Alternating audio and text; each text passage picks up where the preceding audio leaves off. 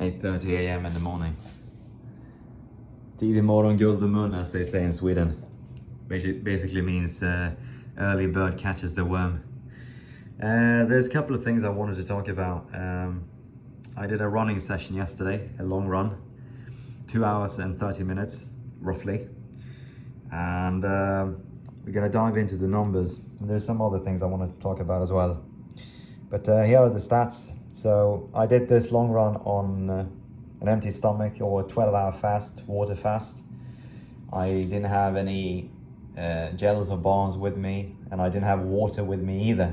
I just drank as much as I could before I went out, and then I just, survived with what I had in the tank. But 2 hours and 29 minutes, 39 seconds, so roughly 2 hours and 30 minutes.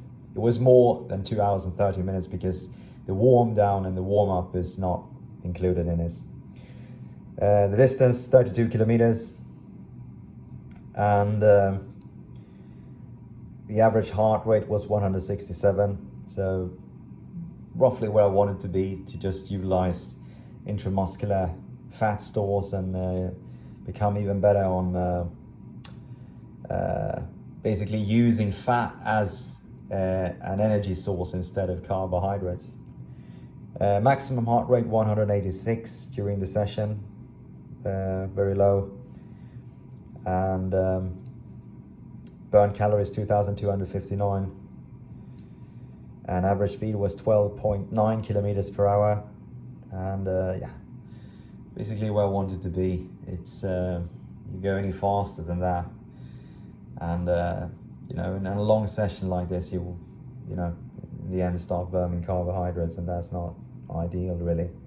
When you're on a fast, you rather just stay on that, so you're just entirely burning fat, and you're still very comfortable, if you like.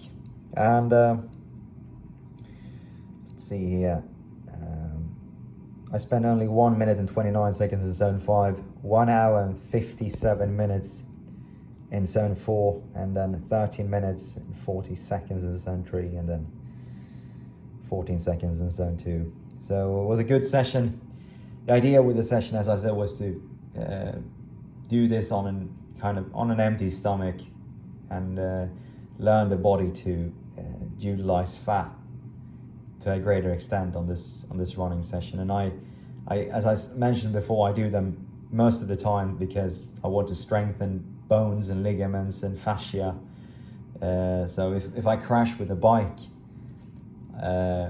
hopefully I'm not really getting majorly injured, because that's kind of a big problem with a lot of cyclists, that they tend to hurt themselves very badly when they crash. But thank God I never had any,